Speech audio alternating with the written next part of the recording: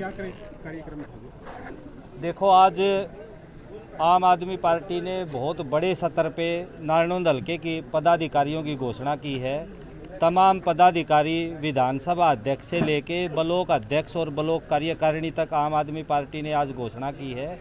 और आज उन्हीं कार्यकर्ताओं का जो है बहुत ज़ोरदार तरीके से आज भाई रणबीर लोहान जी के कार्यालय में ये कार्यकर्ता सम्मेलन आयोजन किया गया है।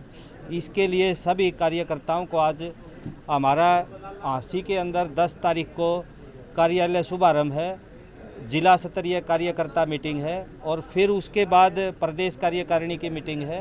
तो उसी के लिए आज हम अपने साथियों से रूबरू होने आए थे, क्योंकि आज प्रदेश की हालत बहुत ख़राब हो चुकी है। सरकार हर मोर्चे पे फेल है। आज किसानों को खाद नहीं मिल रही है, स्कूलों के अंदर अध्यापक नहीं है, ख़राब कंडम स्कूलों के अंदर बच्चे बैठने को मजबूर हैं और रोड जो है इंफ्रास्ट्रक्चर और सारा सब कुछ वो ध्वस्त हो चुका है, खेतों में पानी भरा हुआ है। तो आज हर वर्ग जो है सरकार से दुखी है, रोज़गार के साधन नहीं है, बिजली के भारी भरकम कट लग रहे हैं। तो इन्हीं चीज़ों को लेके अब आम आदमी पार्टी बिल्कुल ये तय कर चुकी है कि भाई हम पूरी तरह से ज़ोरदार तरीके से अब विपक्ष की आवाज़ बन के जनता के बीच जाएंगे और जनता को जागरूक करेंगे। क्योंकि जो विपक्ष है, विपक्ष की भूमिका जनता ने कांग्रेस पार्टी को दी थी। कांग्रेस पार्टी अपनी विपक्ष की भूमिका निभाने में भी पूरी तरह फेल है और आज इलेक्शन के इतने महीने बाद भी आज तक जो कांग्रेस पार्टी है वो अपना विपक्ष का नेता तक जो है घोषित नहीं कर पाई है। तो अब जनता भ्रमित है कि भाई जनता की आवाज़ कौन उठाएगा। और अब आम आदमी पार्टी बिल्कुल तय कर चुकी है। हमारा पूरी तरह से पूरा संगठन तैयार है। लोकसभा अध्यक्ष रामनाथ दुआरिया जी हैं, हमारे प्रदेश के प्रभारी जिला इसके हिसार के प्रभारी अनिल रंगा जी हैं, प्रदेश के उपाध्यक्ष रणबीर जी का कार्यक्रम आप देख ही रहे हो, कितना शानदार उन्होंने कार्यकारिणी बनाई है। और रणबीर लोहान जी भी सिरसा के प्रभारी हैं, फतेहाबाद के प्रभारी हैं और पंजाब के भी कई ज़िलों के प्रभारी हैं। तो इसी कड़ी में अब आम आदमी पार्टी पूरी तरह से जनता के मुद्दों के लिए, जनता के साथ और जनता के हर तरह के काम करवाने के लिए पूरी तरह मुस्तैद है। और 10 तारीख को ज़ोरदार कार्यकर्ता सम्मेलन से पूरे प्रदेश में संदेश देने का काम करेगी। एक बार रामनाथ दुआरिया जी अपनी बात रखें। जी, पार्टी नेतृत्व ने नारनौंद हल्के की लिस्ट जारी करी है, सभी सेल की, SC cell, youth cell, main wing, महिला सेल और ब्लॉक अध्यक्ष, ये जितनी भी हमारी विंग थी ये सारे के सारे आज पार्टी ने, दिल्ली नेतृत्व ने संगठन को मजबूत कराया। और पूरे हरियाणा के अंदर ये संगठन हमारा हर रोज़ जैसे लिस्टें आ रही आप देख भी रहे हो। और आप अगर दूसरी पार्टियों की बात करो तो आज कांग्रेस पार्टी से तो कहीं ज़्यादा आगे हमारी पार्टी है। उनका तो 11 साल से संगठन है ही नहीं। आम आदमी पार्टी आज पूरे इंडिया में धीरे धीरे अपना, जैसे गोवा में हमारे एमएलए हैं और दोबारा बाई इलेक्शन हमने बहुत ज़्यादा मार्जिन से गुजरात में भी जीता है, पंजाब में भी जीता है और पंजाब में फिर से दोबारा सरकार बनने जा रही है। और हरियाणा के अंदर भी आप देखोगे तो अगली सरकार आम आदमी पार्टी की है। और इसी तरीके से हमारे जो लोग हैं जुड़ते जा रहे हैं, कारवा जुड़ता जा रहा है। आप देख भी रहे हो, आपके सामने ही अपने नारनौंद से 5 किलोमीटर दूरी पे माडा गांव का है, वो भाई आए हुए हैं, खाना खाने लग रहे हैं। उनके बेटे की आज लिस्ट लगी है और वो आज जॉब पे चले गए। देखो, पंजाब में हरियाणा का बच्चा जॉब पे है, आप अपने हरियाणा के अंदर बताओ जी कहाँ का है। इसका मतलब तो फिर खर्ची पर्ची चल रही है, मेरिट पे है। और जब तक मेरिट, अच्छा बतेरे लोग ये भी कहने वाले मिलेंगे कि नहीं ये तो ठीक नहीं है।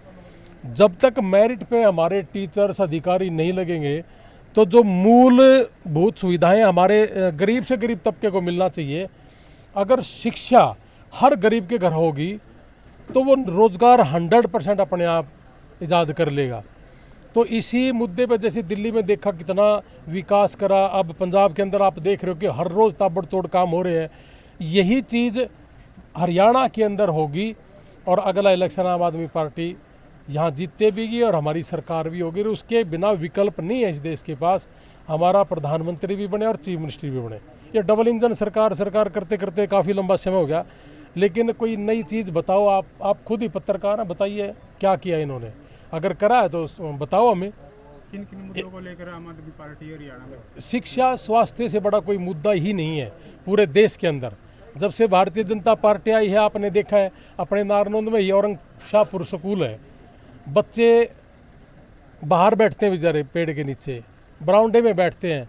आपने वो फोटो अखबार में भी लगाया है, जय कुमार जी का भी अपना भास्कर से भी लगा है, पंजाब जागरण में भी लगी थी वो फोटो, हमारा पार्टी नेतृत्व ने अपने पेज पे भी लगाया था वो। अगर स्कूल ही ठीक नहीं है और टीचर ही इनके काबिल नहीं है तो करेंगे क्या? हमारे को दे दीजिए 2 साल 1 साल, टीचर भी काबिल होंगे और स्कूल भी ठीक हो जाएंगे। और जब तक स्कूल और टीचर सही नहीं होंगे देश की व्यवस्था ठीक हो ही नहीं सकती। अगर हर घर में शिक्षा नहीं होगी तो रोज़गार कैसे पैदा होगा? और रोज़गार पैदा करने के लिए शिक्षित होना बहुत ज़रूरी है। ये चीज़ें हम बाहर घूमते हैं, वहाँ भी हमें देखने को मिला, यहाँ भी देख रहे हैं कि जिस आधे से ज़्यादा लोगों को तो एक ही पड़ी है।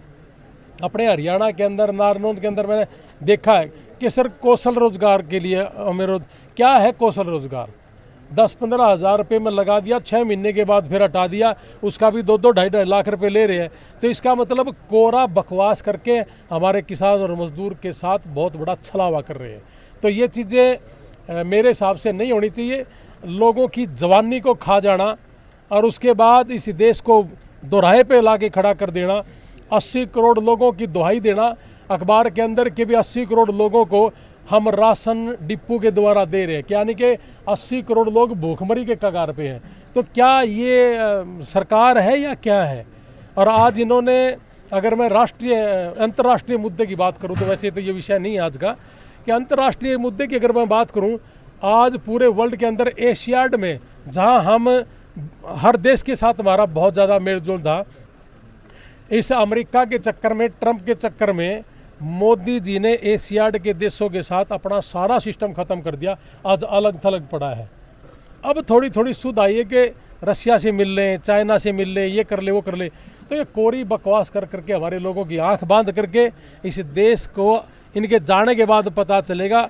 आप आज कोई भी मुद्दा उठा करके देख लो, जैसे ही आपको लगेगा कि बिल्कुल लोगों के समझ में आने लगी, तभी कोई न कोई ऐसा कांड करवा दिया जाता है कि जिससे लोगों का ध्यान भटक जाता है। तो इसलिए गरीब और मजदूर को सोचना होगा, और आम आदमी पार्टी ही एक ऐसा विकल्प है जो शिक्षा और स्वास्थ्य पे काम कर रही है, बाकी कोई नहीं है। आज अखबार में पढ़ा है आपने कि 500 करोड़ हॉस्पिटल की देनदारी है सरकार की, जो इन्होंने आयुष्मान कार्ड लागू कर रखे हैं। 200 करोड़ तो हिसार के ही है। तो मेरे कहने का मतलब ये है कि ये चीज़ें कर क्या रहे हैं ये लोग। और मैंने तो ये भी सुना है, मैंने कल बंदा मिला था, कहने लगा जी हम 4 थे हॉस्पिटल में गए थे, ये हॉस्पिटल वाले भी बड़ा लफड़ा कर रहे हैं जी। और कहने लगा को कि जी आपका आयुष्मान कार्ड है, उसने मना कर दिया कि नहीं है। और जिसने कहा कि जी हमारे आयुष्मान कार्ड है, कि तीनों की बाईपास सर्जरी कर दी।